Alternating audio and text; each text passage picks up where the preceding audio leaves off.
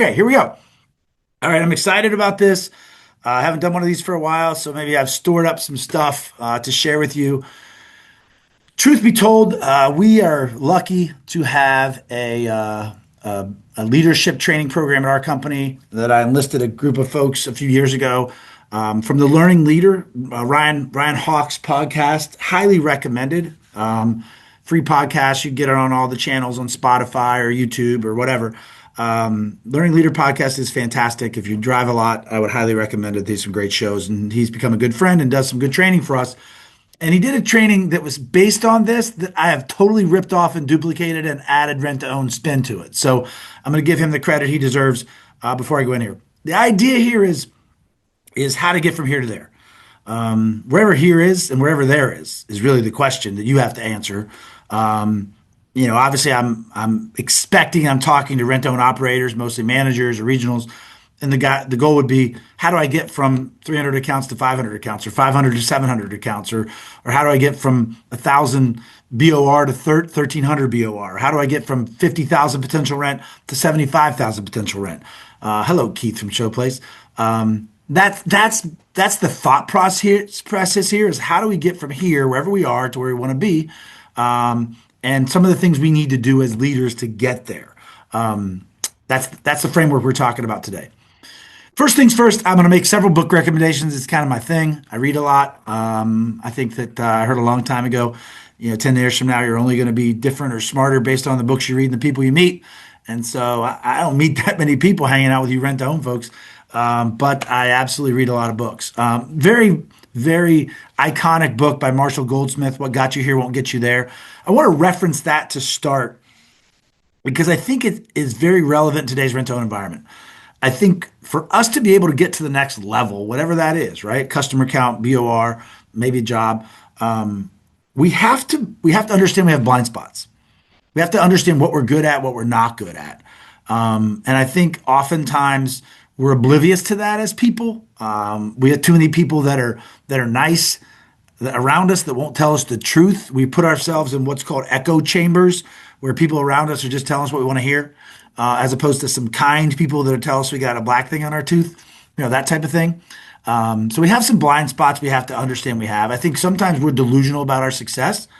I think that maybe even delusional about what's possible. I got some Mike's people on here, and I remember a time I sat down at a restaurant in St. Louis with a guy about a store on the border of Kansas and Nebraska, and he was delusional about how big that store could be. And I think that there's times that, like, we can't do that here because it's an urban store. We can't do that here because this market's too small, or this store will never be that. And that's just not true.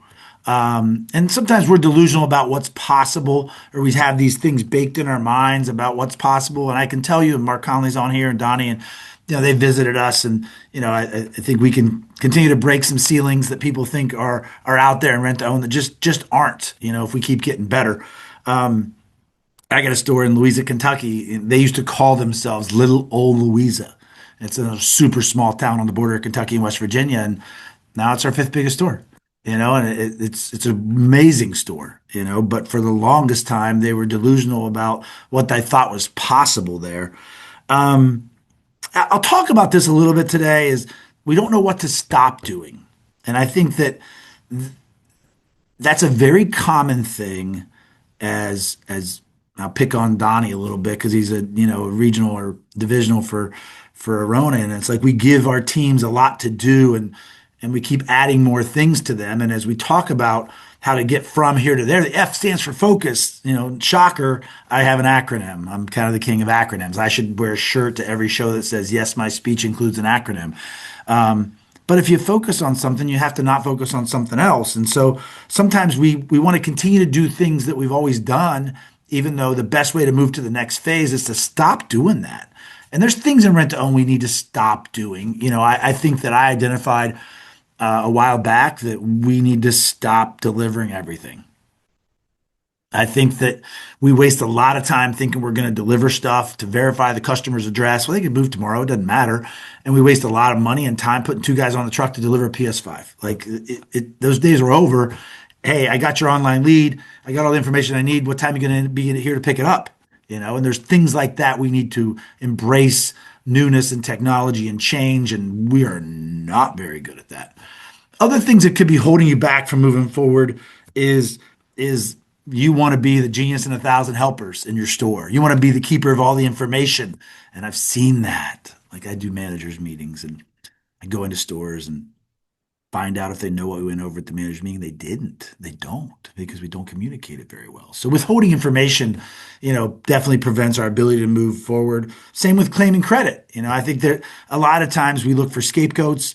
We want credit for anything great that's happened, and by doing that, we prevent ourselves from really being able to grow the people that work with us and move forward. So it's a great book. If you've not read it, I highly recommend it. So here's my first poll question. Dun, dun, dun. A, B, C, D, or E. What is holding you back from getting from where you are, customers, accounts, potential, to where you want to be? Is it A, lack of sales? Put your letter in the chat. Is it B, collections instability? Is it C, just your talent on your team? Is it D, you might be clinging to the past in some way, like I just talked about? Or is it E, other? A and B, A. We got a lot of sales problems. Station to everyone has a collections instability. I think that word's right. A, B, and C. Jeremy, we need to have an intervention, bro. A, B, and there's a C, talent on the team. I A and a little B, says Jared and Beloit, I think. Mike Senior, hello, Mike from Louisville. A and E, other. I'm kind of curious what other is. We can talk offline. But part of this is the focus, A and B. Part of this is the focus, which is if we want to just drive results as leaders, we have to focus. We have to have crazy, crazy, crazy, ruthless prioritization of what we want to improve. So it cannot be A, B, C, and D. That's the first test. It can't be A. You got to pick one. Can't be A, B, C, and E, whatever E is, Mike Senior. Additionally, we have to have a rhythm for executing the things we want to accomplish. There's the R. We have to remove, as leaders, our job is to remove obstacles. It's always been our job to remove obstacles. When we talk about what some of those obstacles are and getting us from A to B, getting us from here to there. And then the last piece we're going to talk about is the momentum, which is how do we maintain how do we maintain that rolling forward, pushing the ball forward, going forward all the time, and making that progress in our stores. So we're going to start obviously with focus. I think one of the big keys with focus is this. You cannot focus on everything. And I think sometimes we try to. We're going to focus on growing tires, and we're going to focus on collections, and we're going to focus on 14 pluses, and we're going to focus on 713s, and we're going to focus on the CRM, and we're going to focus on Facebook. And it's not possible. And it's important as a manager to define with your boss or your boss's boss, know really what is the focus. And ask them, what do you really want me to focus on? We've done this thing in our company for years, which I highly recommend. I've done it every month for since 2001, I think. So 5 years every month, where we go through what we call the traffic lights for every store. It's stolen. Everything, every idea I have is stolen. And I've mentioned it before, and I love it. And I would highly recommend you doing it as a manager with your boss. Like, okay, traffic light. What is red? What is the thing we're most worried about that we need to focus on? What is yellow that is absolutely could go one way or the other? Maybe it's yellow going to green. And what is the best thing we got going on? And decide, do we focus on the red? Do we make sure we focus on the yellow to make sure it doesn't go the wrong direction? Or do we pour gasoline on the green? But the major point here is focus requires saying no. It requires saying no to things. Saying, I can't focus on that if I'm focused on this. And so if you answered the question A, then guess what? You got to focus on sales. That means somebody else in your, you have to do everything, right? I'm not saying you don't have to manage inventory, you don't have to manage your business, don't have to watch your metrics, don't have to manage your team, don't have to take care of service. But if the problem is sales, you as the leader have got to focus on sales. And you've got to be a pro at it. The only way to focus on it is to be really, really deep in it. There is an idea out there called deep work. And there's a great book called Deep Work by Cal Newport, second book recommendation for you. And he talks about how important it is to do deep work, get focused and be in it and stay on it and not switch from task to task to task, right? We all run into these traps where it's like, oh wait, I got a text. Oh wait, somebody's calling. Hang on, so let me take this call. Wait, my kid's calling. I gotta take it. Angie's texting me. Hold on. Like we have all these things interrupt us in life, right? And in the store too, right? Truck's coming. We got to unload this truck, and the guys are getting back. We got to reload that. And can we go run? Can we go run this account? Let's. Oh, so and so's calling. They're mad because their refrigerator stopped working. Like all that switching we do prevents us from doing deep work. So if we keep this on if we keep this on getting more sales, then what needs to happen is you need to go into the back office and you need to work sales for 30 minutes uninterrupted or 45 minutes uninterrupted. Like a lot of my guys set timers to check the call logs or set timers to check the CRM. But you should set a 45-minute timer and not come out of that office until you've made 45 minutes worth of sales calls. Because that's the deep work that's required for you to make an impact on the thing you need to make an impact on. Other thing that impacts focus is we're not focused in the moment. I love the line I read called "Focus in the moment, not the monsters." I know that we spend a lot of time worrying, and worry takes up a lot of space in our brains. And we have a term for it called chasing ghosts, right? You're chasing these monsters or ghosts that may or may not happen. And as opposed to being in the moment and focusing in the moment of what you can control, the big circle is my mama. My mama always says, it's very little does she know it's stoicism. She is preaching stoicism. But she says, focus on the things you can control and not the things you can't. She calls it big circle, little circle. The little circle is the stuff you can control, and the big circle is the stuff you can't. And if we focus on the things we can control and don't worry about the rest, we accomplish a lot more. And there's a lot of worry in this business about what happens if they don't bring it back? What happens if they don't pay for it? What happens if they, and I remember we started renting tires and we rent tires really, really well. And we've done it for a long time. It's the highest keep rate product we have. And it's millions of dollars in business now. And a lot of people, and cheers to the rent and roll people that are our friends and neighbors that do an amazing job. And Keith just opened a store in Lima but when I started talking about it in the core rent-to-own stores, people would say, what do you do if somebody doesn't pay? And my answer was always, what if they do? We could what if ourselves to anything, right? And so that keeps us from focusing on what we can control and what we can do. There are things we obviously have to stop doing. We know that. The other thing, as a leader, I want to remind you of this. You've all heard what gets measured gets done, but I will add to that what gets rewarded gets done.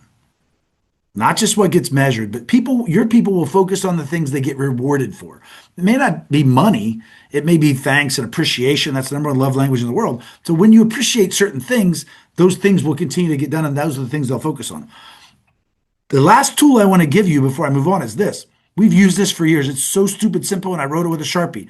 This is our in and on chart. Hey, the business is sales and collections. And I would highly recommend you think about this as a manager with your regional or your divisional or your owner, or if you're running a store, is where do I want to spend my energy? Time, but really energy. Is it in collections or on collections? Is it in sales or on sales? And guess what? The whole thing can only add up to 100. Right? Let me describe it a little bit. What I would say is in collections is you're doing the collections work. You're making the calls, you're doing the visits, you're knocking on doors. On collections would be more managing the collections to make sure you're moving obstacles, make sure you're providing next steps, make sure you're helping with decision making. And the same would be in sales. And I think that if you go back to your folks that answered A, that said A is the issue, then you better be spending the majority of your time on the bottom half of this in sales and probably on sales, and better have a team that can represent themselves well in the collections part. So this is something we have to go back to in our organization sometimes to make sure that we're focused on the things that we know we need to move the dial. We're focused on the red light. We're focused on the yellow light not moving. Okay? So that's our F. Got to focus. So I've mentioned this a couple times. What is the one thing you need to stop doing so you can focus on the thing that matters? Okay, I'm going to open up the chat. What do we got? What's the one thing in your store you need to stop doing, taking up too much time, taking up too much space in your head, that you need to stop doing? Like I went to a seminar years ago, and the guy said, what's the three things you must do to reach your goal?" And I gave it to him. And then he said, "What's the six things you got to stop doing so you can do those three things?" So give it to me in the chat. What's the one thing in your store you need to stop doing so you can focus on sales? Let's just say that's the thing for everything. Don't everybody answer at once. It's maybe I should go first. Oh, here we go. Getting distracted. Okay, Anthony. Getting distracted. Insurance claims with multiple exclamation points because they don't make you any money. Stop doing it for them. Okay, I like that. Oh, you all are kind of saying the same thing, right? So figuring out how to delegate better. There's things that your team could be doing that you're doing for them. Okay, that's part of it. Stop doing it for them. Trying doing every. Y'all got the same answer. I think we need to just stop this and figure out a whole new class. I know what I need to do next time. You all are answering the same thing. I feel this. I feel you. I feel you, Mike. I feel you, Jeremy. Okay. All right. We'll carry on. So we moved to rhythm. So we focused. Okay. Let's decide we're going to spend more time focusing on sales. Most of you said A. We're going to stop doing everything for them. So we're going to teach people how to do things. Quick trick. Here's a quick trick. Folks are going to come to you and say, "Hey, Mike." If your name's not Mike, they probably will. "Hey, Mike." And they're going to ask you a question. And the easiest thing to do is rescue them. Right? We just answer the question. It's easy, right? I'm gonna answer your question. Every time you do that, you perpetuate it. Every time. So you have to figure out a way to ask them how to encourage them to make the decision. Now, it's not this. It's not, "What do you think?" It's very aggressive. But you have to figure out a way to do it. I don't think she's on here. Don't tell her I said this. But I have an amazing creative director, and she's done designs for our company for a long time. And she sent me a text about a year ago and said, "Which of these designs should we go with for this piece?" And it would have been very easy for me to say, "That one. Just pick," right? I mean, if we're going to go on opinions, you're going to use mine because I own the company. But like, instead of that, I said, "Which one do you think is going to get us more sales?" And she said, "Well, this one, because it's more like da da da da da." And I said, "Exactly. That's what I thought too. Great minds think alike." You got to figure it out how to get people more comfortable. They're not making decisions because they don't feel safe. That's just the truth. All right. So the R, we're going to focus on the right things, and we're going to quit doing some things. The rhythm is we have to establish. Let me just tell you guys, this is the hardest word to spell. I have a hard time spelling. I don't know why. I mean, I'm not going to ask you what word you have a hard time spelling, but this one bothers me. I probably misspelled it 4 times on here. We are too reactive. We have a tendency to break our rhythm in a store by letting the day run us. We break our rhythm by multitasking, by going from thing to thing. We break our rhythm by not getting started the right way. Anything we do in life, the results are going to come with consistency. Whether it's working out, whether it's eating right, the results are going to come with consistency. So establishing a rhythm for your work day, for your work week, let me tell you what I love. Scheduled emails. You know what happens first thing Monday morning in my organization? About 30 emails hit people's inboxes at 8 o'clock in the morning. And I get my Monday started right? First thing in the morning, I know what's going to happen. My work day is going to start because I've already started it, right? And I get the rhythm going from first thing Monday morning. We have a great rhythm with the collector schedule. We have a collector schedule we created probably 20 years ago. Come in, call brokens, call 7 to 13s, send out the letters, clean in the back room for an hour, go run. Like the schedule is bulletproof. It's been that way forever. They got a great rhythm to what they do. The problem is, as our business has evolved and people have stopped walking in the door, our rhythm for sales sucks. I mean, let's just talk about it, right? Since most of you said A, we got a lot of people just wandering with an O, and maybe wandering with an A around and wondering what they should be doing.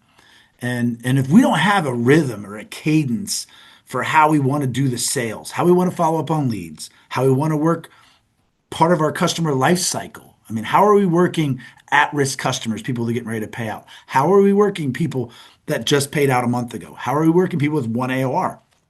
If they have one AOR and they pay out, you lose them as a customer. They got to have two. Tell you that. I mean, I learned that when I'm 55 years old. More people need to have two agreements, right?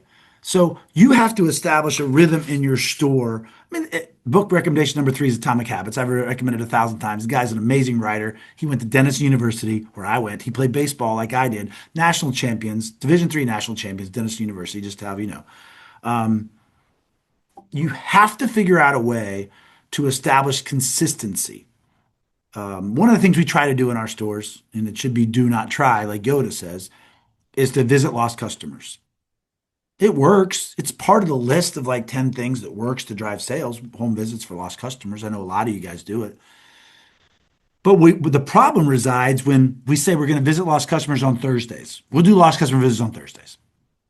Well, then what happens on Thursdays is somebody calls off, and then somebody's going to be on the truck. And then we get, a service issue we got to deal with. And then we don't do it. So then we don't potentially do it again until next Thursday. And what I would challenge you with is the things that are most important have to be done every day.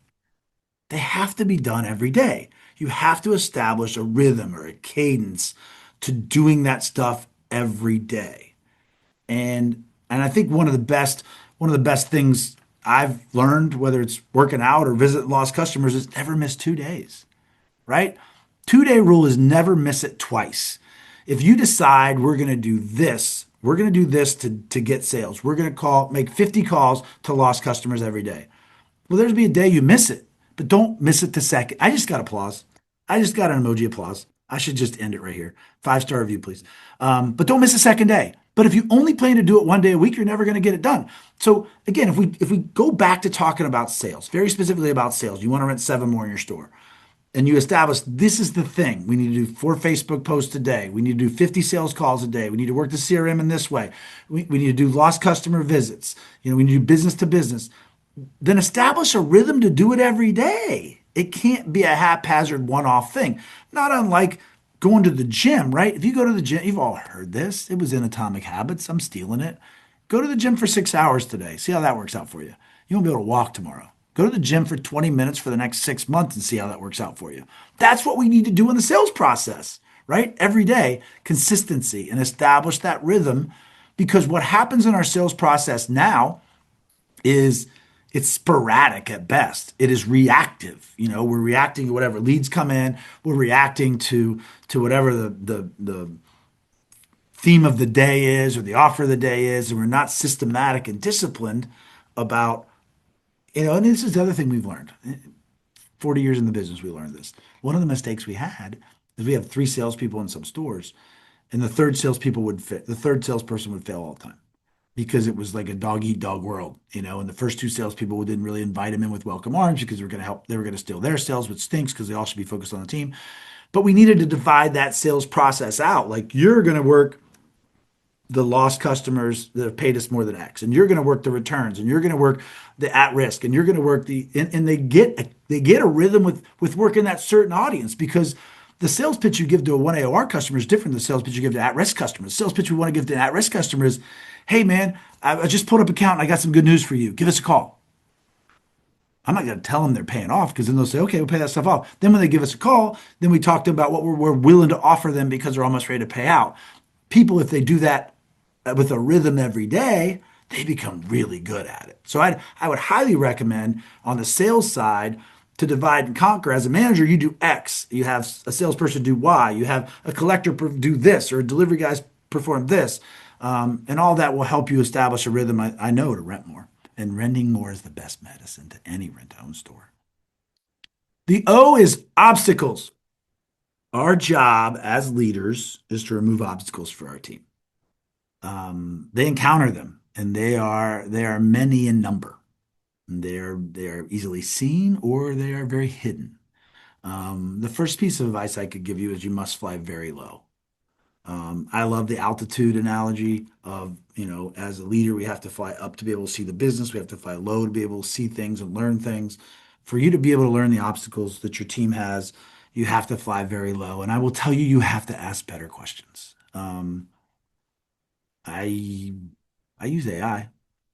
I don't probably use it for the stuff I should. I do better now. because I found some that I like. I use Copilot. So first one I used, Angie and I saw it on a Super Bowl ad like 2 years ago, and I downloaded it. I'm like, what's this? So it knows me better, so it helps me more. I use Chat, I use Claude, I use Gemini, and I use it most to give me better questions. I don't design cheesy ads or what. I use it to give me better questions. Like, what kind of question would you ask a new hire to figure out if they really like their job? What kind of this is the other day. I asked it. I said, "What kind of question would you ask a group of new hires to really find out what we can do better?" And the question they gave me was this. And I just had orientation earlier this morning, so I asked it again today. The question is, in the short time you've been here, what's the one thing we do that just doesn't make sense? Now, I've been asking the question to people at orientation for 30 years. And the question was, what do you like about working here? What do you not like? And I never got anything substantial. But when I asked the question, in the short time you've been here, what have you seen or heard that just doesn't make sense? Whoa, I got lots of stuff. And I got lots of stuff today. Today, literally this morning, I don't understand why I never get paperwork for my delivery. I mean, how I'm supposed to make sure I got the right stuff if I don't get paperwork. I got, I don't understand why we can't take a payment in the field. I don't understand why I can't run a payment on a square or on a device in the field. Just things like some of the stuff we can't do. Some of the stuff we are at the liberty of our vendors or providers, but some of the stuff we can. A month ago, it said, I don't understand why we deliver laptops and PS5s. And I said, I don't either. And I made them all raise their hand if they've delivered something a customer could have picked up. So the point one and the first point and the last point on this slide to me is very important is fly low and ask really good questions to find out what the obstacles really are. And you have to ask more questions. My favorite question is what else? What else? What's the number one thing that doesn't make sense? Okay, what else? Then you might really find out what the obstacle is. I will tell you foot traffic's not an obstacle. I think most of you would say that. I don't buy it. It's not true. My good friend Chris Kale, who's done some of these, does great trainings at the shows. It's just different traffic, right? It's just different traffic. They don't have a foot traffic problem. Traffic's coming in different lanes. We don't know how to handle it. So understanding the obstacles are tools. They might not have the right tool to do the job. They might have the time to do the job. They might not have the talent to do the job. And as a manager, your job is to make sure they have the right tools. Your job is to make sure they have the time to do the stuff that you want them to focus on, and you find the time by not making them do the things that don't matter, and that they have the talent and skill level to do it. Right? Here's a simple thing: like we clean so many washers and dryers. But can we clean them faster? Because when I went in the back room about 3 weeks ago and I saw people with a roll of paper towels, I'm like, gee, many Christmas. Like, why are we still doing it that way? Do you know you can buy for like $7.99 a washer and dryer cleaning kit that's got these brushes that can get down and get the lint out and get around the tub? Like, what the what? I had no idea. But I think there's simple things like that we can do and we can solve if we stay curious longer. If we ask more questions and stay curious longer. I would also say obstacles and friction to me are almost the same thing. It doesn't fit my acronym, but I'm going to talk about it. There's friction in a lot of what we do. There's friction in the process with our customers we have to try to remove for them as managers. We have to try to remove friction in the sales process. We have to remove friction on our teams. Bad apple spoils the whole bunch. You've all, if you've worked anywhere in your life, been in a situation where somebody was a bad apple and they don't work there anymore, and now everything works better. And your job as a manager is to do that for your team. There's friction when we aren't capable, when we're not trained or not coached. Coaching is kind, right? When we're not trained or coached, and there's friction when we don't have the resources to do our jobs. So I think I got a question. Oh no, this is cool. Um, Anybody know what this is? I'll open the chat. Open the chat. Where's the chat? Where's the chat up here? Up here. Oh shoot. Where's the chat? I can't see the chat. Where's the chat? Where's the chat? Benji, there it is. There it is. Anybody know what that is? The drill bit, square bit. It is not a star bit, Mark Conley. Yeah. It is a long star Torx bit, Sam. Okay. How important is this if you're putting together Ashley furniture? On a scale of 1 to 10. Yes, Jonathan Robinson, welcome to the game. So think about this. What if you made your guys put feet on Ashley furniture with a screwdriver and you didn't have this? How much better is the star bit than an actual Phillips bit? Thousand times, right? But there's guys and gals in rent to own right now that are trying to put they're right now in 1900 rent to own stores. There's somebody putting the long legs on the coffee table. We know that. I've done it. I think that's a rite of passage for rent to own. And there's somebody trying to put legs on a couch with a screwdriver. We opened a store 2 weeks ago. We had three tenured service managers come down and help us set everything up. They each came with their own toolkit. They each had this long bit in their kit because they knew what tools they needed to do the job. Is your job to have is your job to have Torx bits for every? Yeah, it is. You need to figure out what the Torx bit is that they need for collections. And the Torx bit they need is for sales and provide those tools they need to be more efficient and more effective. Allen wrench is a waste of time. Absolutely, right? But apply this to sales and collections. Like, what are the tools that you've not given your team that could help them put the legs on a sale? Make that leap, make that analogy. Okay? Here's the next poll question. What's your biggest obstacle that you have to remove in your store? Is it time? Figuring out how to find more efficiencies? Is it a team conflict? And again, this is going to come back to focus. Then you decide what you're going to focus on. Is it they don't have the tools? Is it an E other that you want to share with everybody? Time. A, A, A, A. Guess what, guys? Oh, I want to know what E is. Barks. Tell us what E is. I'm just kind of curious. You want to tell everybody what E is? Not being curious long enough. All right, Mark, I agree with that one. Stay curious. C is knowledge.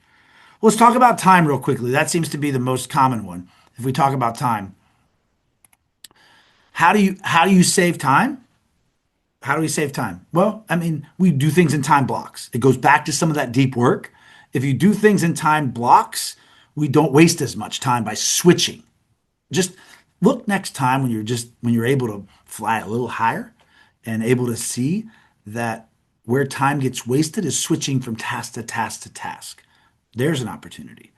Other opportunity is we found in our organization is we were delivering stuff we didn't need to deliver, and we saved a lot of time on the delivery book. Technology is a huge saver of time.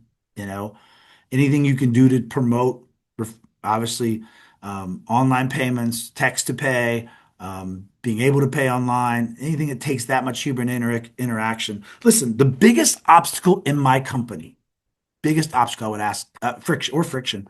I would say, what's the biggest obstacle in my company? And people would say cashing in points. Happened every time. Cashing in points takes forever. Takes forever. Customers hate it. They can't log in. They get the wrong email address. It won't let them do it. We got to get on the phone with customer service for like an hour. It was awful. So I had to fix it. So I developed technology with a partner. I started doing this project July of last year. It was took forever. Had to get VersaRent to write a new thing in the program. Had to get the two technology partners to talk. But now they can click a button and redeem points, and it automatically goes into the system for online points. That was a ton of time, and it was a ton of friction. So I challenge you to step back and look if it's time, and it sounds like it's time, and maybe we take this full circle, you know, you need to focus on sales and you need to figure out where to get more time to get more sales. You've kind of identified what you really need to dial in on. Okay. The last thing is momentum. Boy, momentum is a powerful thing in either direction. The ball can be rolling downhill really fast and swallow you up, or things can be going really good and you just pour gas on it, right? I believe that this is where Maxwell's law of the lid really matters. I've heard people butcher this in the past, and Maxwell talks about the lid being the manager's capability, the manager's knowledge, the manager's talent, the manager's attitude. Like the store is not good. Nobody in that store is going to work harder than you. Nobody in the store is going to be more knowledgeable than you. Nobody in the store is going to be more compelled or committed than you. And if the momentum starts going the wrong direction and you come down, your attitude comes down, your temperature comes down, the whole store comes down. Whole store comes down. One of our best stores and one of our most mercurial managers, up and down emotionally, has been going through some tougher collections times and some turnover. And a couple weeks ago, we kind of identified that it got him pretty down, you know. And when it did, it just, it brought the whole team down. And it was important. It was important to realize that and just understand that part of the thing we do is we choose to wake up happy or wake up happier. You got a choice. You can wake up happy or wake up happier, and decide that you're bringing, you're on stage as the manager, and you've got to stimulate that momentum. I'm in my home office today, and if I'm in a bad mood, nobody comes back here in the corner, and it's not a corner office like you'd think. It's like in the corner with no windows or anything, just kind of hidden in the corner, which is where I like it. And I got this little like grade school desk I sit at. But when we start losing rent to own, we get in our feels a little bit, right? And we don't feel like we're very good, and it just kind of spirals, and collection gets bad. We're not delivering enough, and we forget who we are, what we're able to do. And I would say this: doing a better job of celebrating successes, of doing an autopsy on success. Like we had a great week. What did we do? We had a great sale. What did we do? We closed really good. What did we do? We grew $1,000 in potential. What did we do?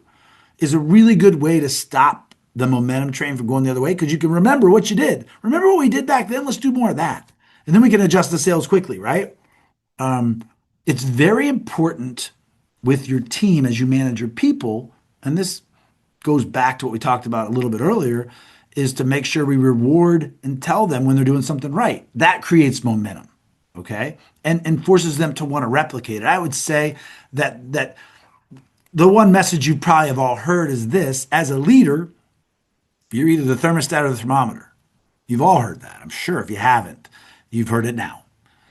A thermostat is you set the temperature in the room, and a thermometer is you react to what's around you. And when things are starting to go bad and your thermometer starts to boil up or boil down, whatever the negative side is, affects your team, right?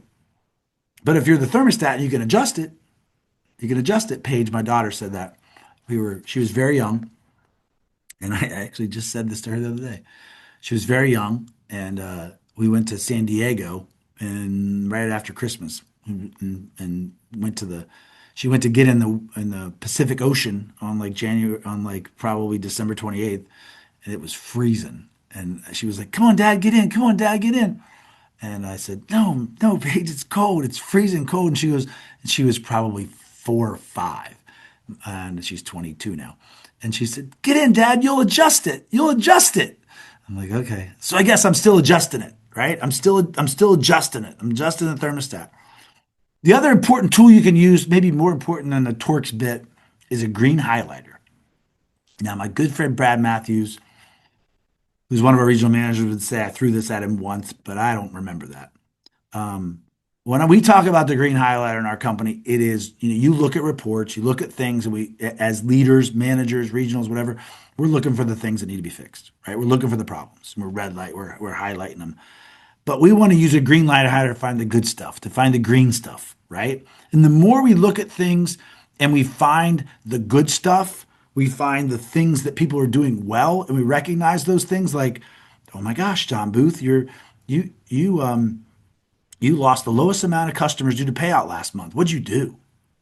Oh my goodness, Jay Haas, one of our managers, you brought in $39,000 less inventory than left your system. What change did you make? Like those things make a much bigger difference than always finding the things that are wrong and create positive momentum. Okay? So to summarize, we want to get from here to there. Either it's customers, potential, whatever. Decide what you need to be in, and contrarily, what you need to be out of. 2nd, never 2 days. Get a rhythm. Get a rhythm for sales. Part of the reason we struggle in sales in this industry is because we're still very active. We're waiting on the next up. We're waiting on the next person to come on the car lot, waiting on the next lead.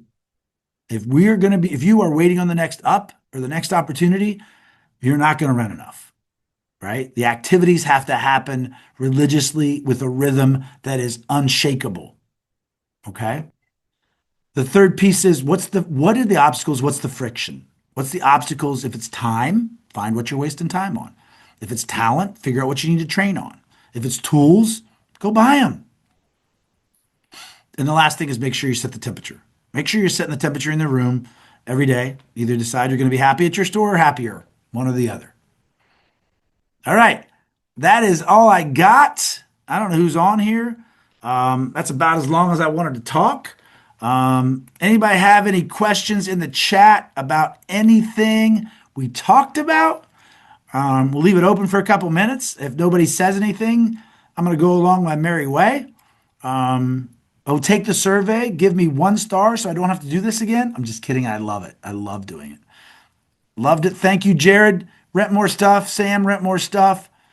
Mike Sr., always good to see you on here. I just get a bunch of thank yous. I appreciate that. Words of affirmation are important. Applause is fantastic.